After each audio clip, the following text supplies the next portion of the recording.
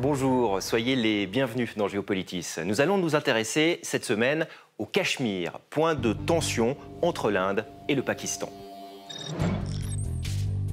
Le 22 avril dernier, un attentat dans le Cachemire indien faisait 26 morts. New Delhi dénonce une attaque perpétrée par un groupe terroriste soutenu par le Pakistan. Le Cachemire cristallise les tensions depuis près de 80 ans dans une région aujourd'hui encore disputée.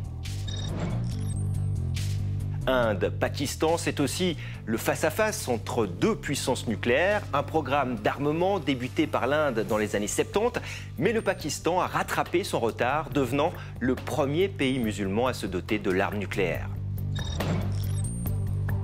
Ressources vitales, l'eau également un enjeu central entre l'Inde et le Pakistan. Le traité de partage des eaux du grand fleuve Indus est remis en cause par New Delhi qui menace de réduire les débits d'eau. Le Pakistan évoque un acte de guerre aux conséquences dramatiques pour sa population.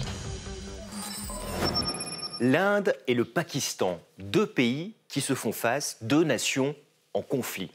Au cœur de cette rivalité, il y a le Cachemire, un territoire montagneux divisé depuis 1949 par une ligne fragile de cessez-le-feu. Une zone stratégique, fortement militarisée et revendiquée aujourd'hui encore par les deux États. L'Inde et le Pakistan, deux adversaires, deux puissances nucléaires engagées dans un bras de fer. La communauté internationale redoute un risque d'escalade qui semble pour l'heure écarté. Mais jusqu'à quand ?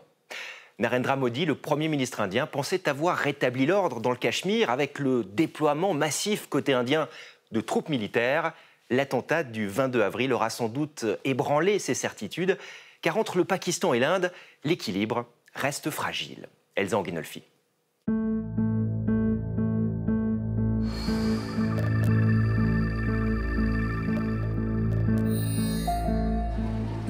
Retour au calme après 4 jours de frappe et d'échanges de tirs.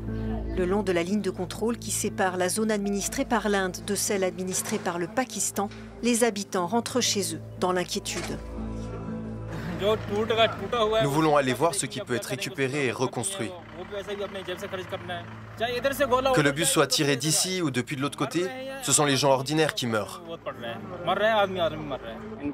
C'est une bonne chose que le Pakistan et l'Inde aient accepté de faire la paix, mais le frère que j'ai perdu ne reviendra jamais. Nous vivons au Cachemire depuis de nombreuses années et ce conflit ne cesse de ressurgir. L'oppression est permanente. L'attentat du 22 avril a mis le feu aux poudres dans cette région disputée depuis près de 80 ans. 26 personnes, majoritairement hindous, tuées sur un site touristique dans le Cachemire indien. L'Inde et le Pakistan revendiquent tous deux cette région himalayenne dont ils contrôlent chacun une partie du territoire. New Delhi accuse le Pakistan de soutenir le groupe Lashkar-e-Taiba qui, selon l'Inde, serait derrière les attentats et lance des frappes sur le territoire pakistanais. Islamabad dénonce une attaque injustifiée et réplique. Nous ne soutenons aucune entité terroriste. Nous condamnons les terroristes et le terrorisme sous toutes ses formes et manifestations, partout dans le monde, partout. Nous sommes victimes du terrorisme. Frappes de drones, de missiles, d'artillerie, c'est la plus grave escalade entre les deux pays depuis plus de 20 ans. Le cessez-le-feu annoncé par les États-Unis le 10 mai reste fragile. Nous venons de suspendre nos opérations de représailles sur les territoires pakistanais et sur les bases militaires. Dans les jours à venir, nous mesurerons chaque pas du Pakistan en fonction de l'attitude qu'il adoptera.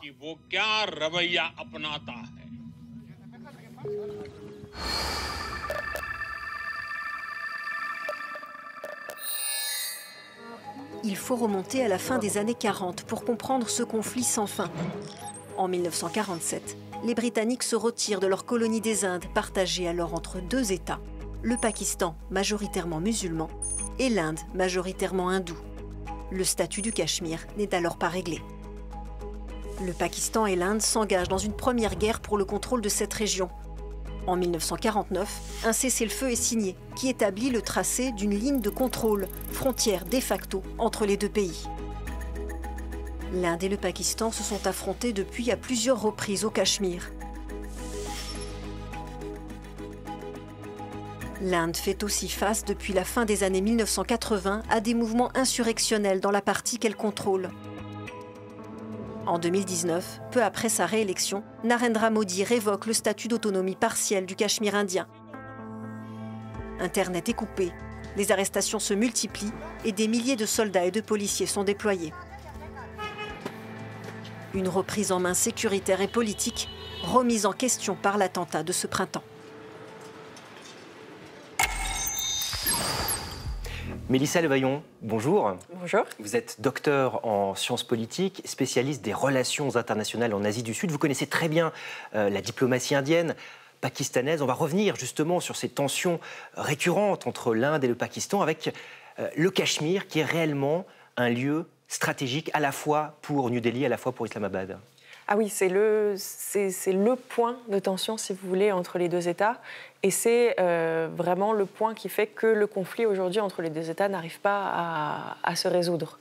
Vous avez d'un côté donc, les Indiens qui revendiquent une partie du territoire pakistanais et inversement. Et puis c'est vraiment ancré, comme on l'a vu dans le reportage, du coup, dans l'histoire de la création des deux États qui a quand même amené à un conflit et à une catastrophe humanitaire au moment de l'indépendance entre l'Inde et le Pakistan.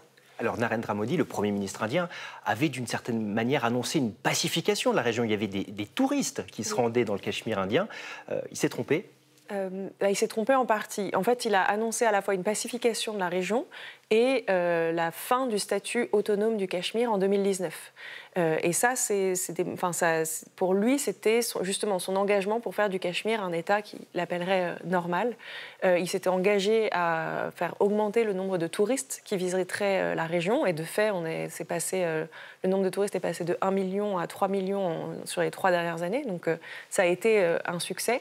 Mais en effet, l'attentat qui a eu lieu fin avril montre qu'il y a eu un problème, en tout cas, sur la sécurisation de la zone, parce que c'est principalement, en plus, malheureusement, des touristes qui ont été ciblés. Effectivement, parmi les 26 victimes, est-ce que cet attentat du 22 avril a changé quelque chose dans ces tensions, dans ce conflit entre l'Inde et le Pakistan ?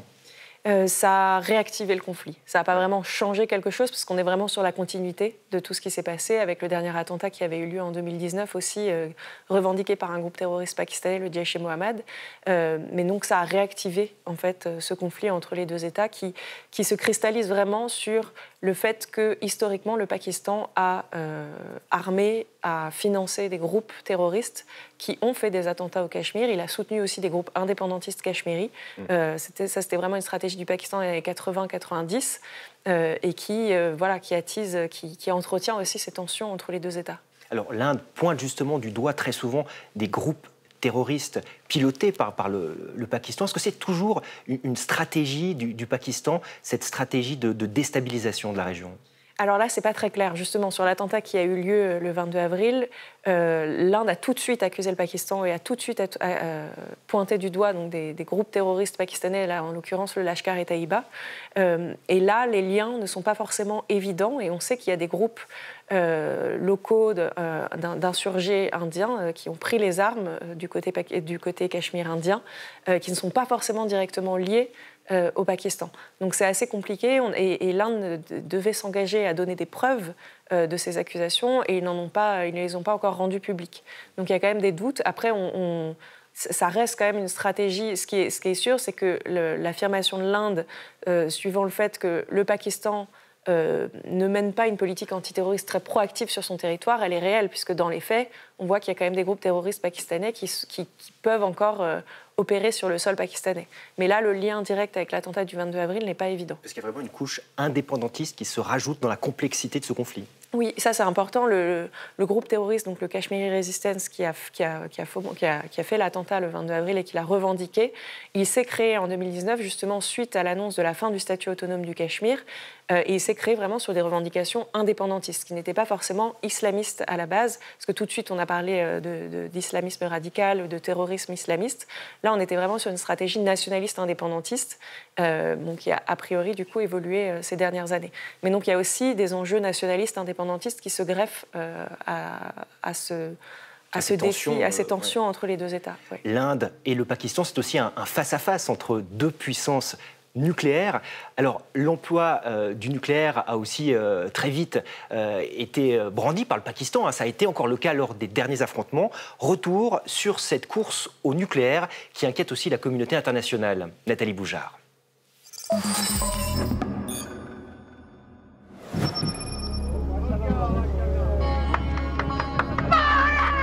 Le 28 mai 1998, la montagne fume à Chagai, au Baloutchistan.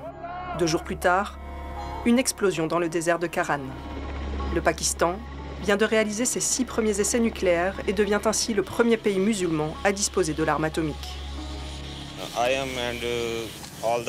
Je suis, comme tous les habitants de notre pays, ainsi que tous les musulmans du monde, très heureux de la décision de Monsieur le Premier ministre concernant les explosions atomiques. Notre pays est maintenant le 7e pays au monde à disposer de la puissance nucléaire.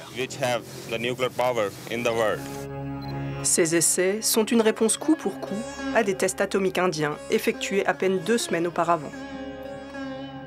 Le Pakistan a été obligé d'exercer l'option nucléaire en raison du programme nucléaire de l'Inde. En tant que nation qui se respecte, nous n'avions pas le choix.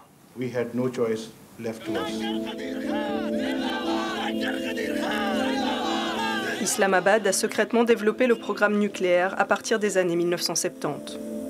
Le père de la bombe, c'est cet ingénieur pakistanais formé en Europe. Patriote convaincu, il voulait briser le monopole occidental sur les armes nucléaires. Lors d'une opération d'espionnage qui a duré des années, il a copié et photographié des plans d'installation et de centrifugeuses destinés à enrichir l'uranium pour les fournir au Pakistan.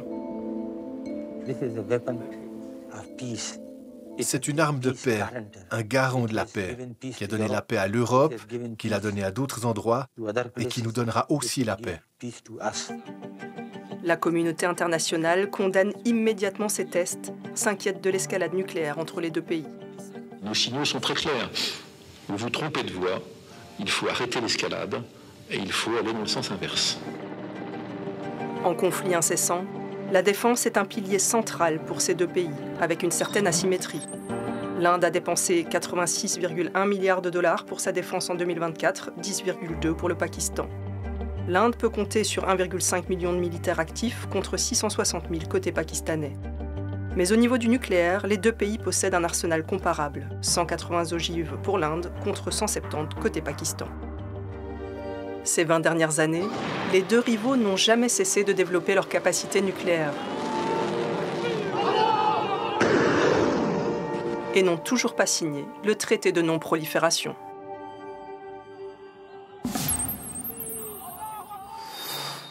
Mélissa Levaillant, on a vu cette tension nucléaire qui existe réellement entre l'Inde et le Pakistan. L'arme nucléaire, c'est un outil de dissuasion, a priori. Pourtant, les conflits perdurent dans le Cachemire.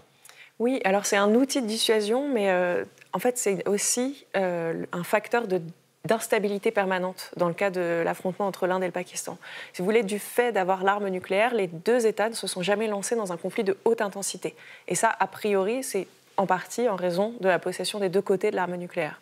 En revanche, la stratégie qu'a adoptée le Pakistan à partir de la fin des années 90, c'est du coup de soutenir des groupes terroristes non étatiques qui ont mené des attentats sur le sol indien, et donc notamment l'attentat de Mumbai de 2008 qui avait fait de plus de 100 morts.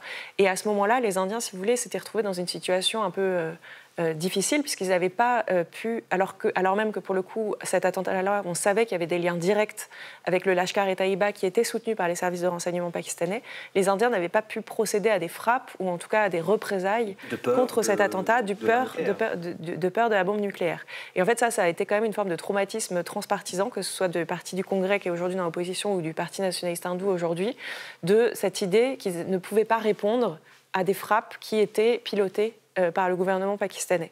Et donc on a vu en 2019 que les Indiens ont voulu se défaire, si vous voulez, de ce piège finalement de la bombe. Après l'attentat en 2019 qui avait été revendiqué par le Lashkar-e-Taiba, ils avaient procédé à des frappes sur le sol pakistanais pour la première fois en dehors du Cachemire pakistanais. Et là, on voit qu'ils sont passés plus loin dans l'affrontement qui a eu lieu du coup entre le 6 et le 10 mai de cette année. Les derniers bombardements, la ligne rouge. C'est ça. Ils ont testé la ligne rouge pakistanaise et c'était la première fois depuis 1971 qu'ils allaient aussi loin dans le territoire pakistanais et inversement d'ailleurs, parce que les Pakistanais ont aussi frappé des bases aériennes côté du Gujarat, du Pendjab indien. Alors pas de guerre de haute intensité entre l'Inde et le Pakistan parce que ce sont deux puissances nucléaires, mais en même temps le fait que les deux puissances soient nucléaires, aucune semble vouloir vraiment négocier. Chacun semble tenir le couteau par le manche de son côté d'une certaine manière. Oui, il y a cet enjeu-là, il y a cet enjeu en effet du nucléaire qui empêche toute forme de négociation. Et puis ce qui est important aussi, c'est comment ça va évoluer. Parce qu'aujourd'hui, ce qu'on voit, donc l'Inde a une doctrine nucléaire de non-emploi de la force nucléaire en premier, mais de représailles massives en cas d'usage de l'arme nucléaire. Et les Pakistanais, de leur côté, ont une doctrine plus floue où ils disent qu'ils pourraient utiliser l'arme nucléaire si leurs intérêts vitaux sont menacés. Et du coup, c'est pour ça aussi que les Indiens ont, entre guillemets, joué avec cette doctrine nucléaire lors de ces derniers affrontements. C'était pour montrer qu'ils étaient quand même capables de mener des représailles sans que ça entraîne une escalade vers le nucléaire. Mais on ne sait pas jusqu'où ça peut aller. Et quand on a deux États voisins qui ont l'arme nucléaire, il faut quand même toujours faire très attention à ce risque d'escalade. Avec un impact aussi sur les civils dans le Cachemire, parce que l'Inde va peut-être moins facilement viser des bases militaires de grande ampleur pakistanaises, justement à cause de ce flou dans la stratégie, et donc beaucoup de pertes civiles. Oui, on l'a vu vraiment le 6 mai, quand ils ont procédé à leur première frappe. Donc quand il y a eu l'attentat le 22 avril, le gouvernement de Narendra Modi a tout de suite dit qu'il y aurait des représailles. On savait qu'il y aurait des frappes, mais on ne savait pas quand. Et quand ils ont mené leur première frappe le 6 mai sur entre 6 et 9, selon les discours officiels, sur des sites dits de groupes terroristes, ils ont vraiment insisté, et c'est ça qui est d'une certaine façon terrible, sur le fait qu'ils ne ciblaient que des civils et non pas des militaires, pour montrer qu'ils avaient une politique de représailles responsable qui n'allait pas engager l'escalade. Mais du coup, comme vous dites, ce sont des civils qui ont été ciblés. Ce conflit entre l'Inde et le Pakistan, c'est aussi un accès à l'eau. On va le voir dans quelques minutes. L'eau et son fleuve Indus, une ressource vitale pour l'Inde et le Pakistan, comme nous allons le voir dans ce reportage de Mélanie Ohaillon.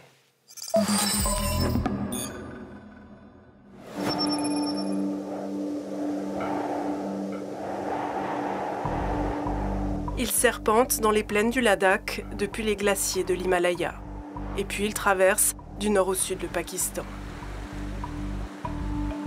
Le fleuve Indus, pas moins de 3000 km, essentiel au Pakistan comme à l'Inde, une arme brandie par le Premier ministre Narendra Modi au lendemain de l'attaque menée dans le Cachemire indien. L'eau appartenant à l'Inde s'écoulait jusque-là vers l'extérieur.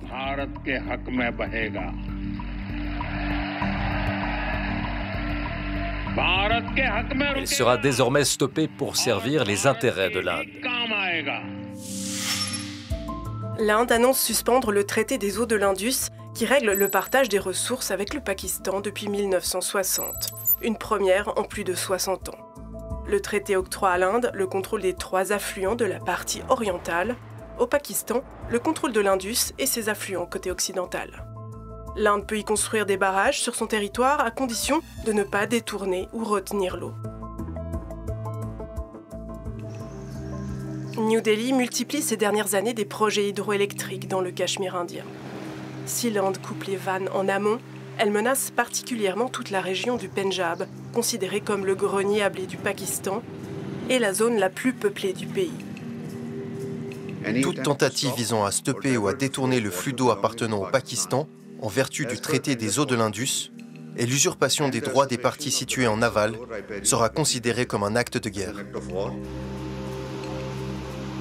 Le Pakistan dépend très fortement de l'Indus pour son économie, notamment son agriculture, qui représente près d'un quart du PIB. Les terres sont irriguées quasi exclusivement grâce au fleuve. Pour les pêcheurs pakistanais déjà confrontés à un assèchement chronique des cours d'eau, c'est une question de survie. Nous pêchons des poissons dans l'Indus et les vendons pour gagner notre vie. S'il n'y a pas d'eau, comment allons-nous survivre? Cela fait plus de 40 ans que nous assistons à cette crise. Même nos aînés n'ont jamais vu une situation aussi grave qu'aujourd'hui. Malgré le cessez-le-feu, l'Inde n'est pas revenue sur sa décision de suspendre le traité.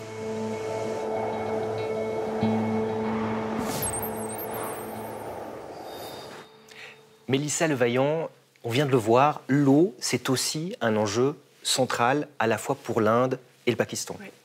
Oui, c'est essentiel et l'utilisation par l'Inde de ce levier de suspendre le traité de partage des eaux entre l'Inde et le Pakistan. C'est très nouveau ça d'ailleurs. C'est totalement nouveau. C'est la première fois, en fait, si vous voulez, c'était le traité de partage des eaux qui était considéré comme le traité le plus respecté dans le monde, malgré les nombreux conflits, on l'a vu, qui ont eu lieu entre l'Inde et le Pakistan. Et du coup, c'est la première fois qu'ils utilisent cette arme, qui a été d'ailleurs dénommée par les Pakistanais comme une arme de guerre. Ils ont dit, si les Indiens poursuivent cette suspension du traité, on considérera que c'est un acte de guerre. Donc c'est extrêmement important. Et pour les Pakistanais, c'est central parce que ça distribue 90% de leurs ressources en eau. Ils ont tout un système hydraulique et de canaux qui est un des plus denses au monde. Et donc pour eux, c'est pour leur agriculture, pour leur population, c'est essentiel et central. Donc si les Indiens entraînent des travaux et des barrages qui vont modifier le partage qui avait été prévu sur le contrôle des eaux, chacun des côtés, ce sera un vrai défi, surtout dans une région qui est en période de stress climatique intense, côté pakistanais comme côté indien. Alors qu'est-ce qui pousse l'Inde actuellement à vouloir suspendre et même à suspendre ce traité? C'est le côté justement guerrier ou c'est le stress sur l'eau, sur la région qui est criant? A priori, c'est les deux. C'est un levier qu'ils ont utilisé pour faire pression sur le Pakistan, puisque leur objectif, c'était vraiment de faire pression sur le Pakistan et de l'isoler un maximum dans sa capacité de négocier et dans son action sur la scène internationale. Et une autre hypothèse, c'est peut-être aussi qu'ils utilisent ça pour pouvoir renégocier ce partage et pouvoir repartager le contrôle. Et ça, c'est l'Inde qui pousse à la renégociation. Oui. On a vu donc des tensions sur l'eau dans le Cachemire, évidemment des tensions nucléaires entre l'Inde et le Pakistan. On a vraiment l'impression que le Cachemire, ça reste une zone totalement instable. Ça reste une zone instable et ça reste une zone qui est très compliquée pour la population. Si vous voulez, la partie indienne du Cachemire, c'est une des zones les plus militarisées au monde, donc censée être les plus sécurisées. Et donc ça a un vrai impact aussi pour la population cachemiri, qui est en majorité musulmane, et qui subit du coup aussi tout un certain nombre de contrôles d'identité, une forme de répression, des coupures d'Internet assez régulières. Donc c'est aussi une zone, si on parle aussi des habitants et de la population civile, qui est sous tension permanente. Alors on voit que les conflits perdurent depuis près de 80 ans dans cette région. Est-ce qu'il y a encore aujourd'hui un espoir de trouver, je ne sais pas, un point d'équilibre, peut-être même la paix dans une région telle que le Cachemire? Au jour d'aujourd'hui, il n'y a pas beaucoup d'espoir dans le sens où les deux États, depuis 2015, ne communiquent plus. Donc ils ont quand même des lignes de communication qui sont mises en place parce que c'est des États qui ont une habitude d'affrontement, donc ils communiquent même en période de crise entre militaires, mais ce sont des États qui diplomatiquement ne communiquent plus. Et donc là, ça pose une vraie question sur les évolutions, et à tout ça se greffe aussi le soutien chinois aux Pakistanais, les projets, le Pakistan qui est intégré dans les projets de corridors économiques chinois et de route de la soie. Donc pour les Indiens, si vous voulez, il y a un vrai enjeu géopolitique qui fait que le point de dialogue entre les Indiens et le Pakistanais est aujourd'hui, on est aujourd'hui au point mort.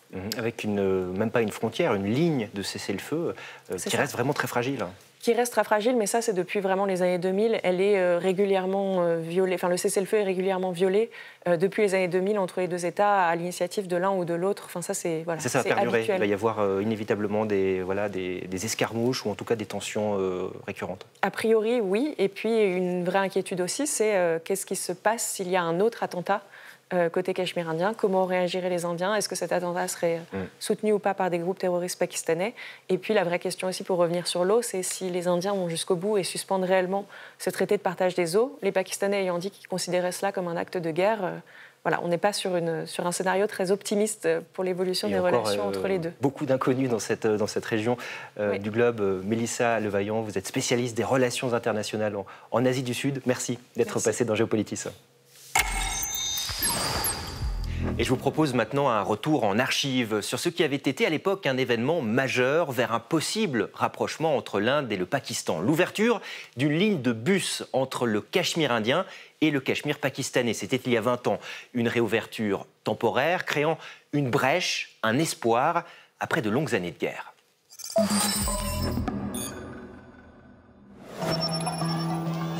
comme un pari sur l'avenir. En 2005, l'Inde et le Pakistan relancent une ligne de bus longtemps oubliée. Côté Cachemire indien, les premiers voyageurs à destination de la partie pakistanaise de ce territoire sont acclamés. Le passage de la si sensible ligne de contrôle qui sépare les deux Cachemires doit se faire à pied sur le pont de Kaman, avant les premières retrouvailles. Je reviendrai dans 15 jours ou un mois. Je rentrerai chez moi. Je suis très heureux de voir cet accueil chaleureux. Ça a été un grand succès. Les gens qui viennent d'ici ont les larmes aux yeux. Ils sont heureux de voir leurs frères ici dans l'Azad Cachemire. Symbole du rapprochement entamé alors par les deux pays, la réouverture de cette ligne de bus a nécessité la rénovation de cette route qui relie les deux Cachemires, artère centrale de la région, jusqu'à la première guerre indo-pakistanaise en 1947. C'est cette année-là que Ghulam Hussein Shah a conduit son dernier bus. Après 60 ans d'attente, il s'apprête à reprendre cette route. Que je conduise le bus ou non, je rendrai visite à mes amis s'ils sont encore en vie, puis je rentrerai. Un trajet sous haute tension, la veille du premier voyage, des séparatistes islamistes ont attaqué un bâtiment qui abritait des passagers du bus.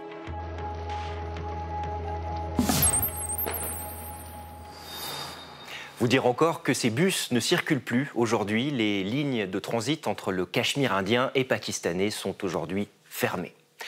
C'est la fin de Géopolitis, un magazine de la radio-télévision suisse et de TV5 Monde. Vous rappelez encore notre chaîne YouTube pour retrouver d'autres émissions et d'autres thématiques. Je vous souhaite une très belle semaine. Au revoir.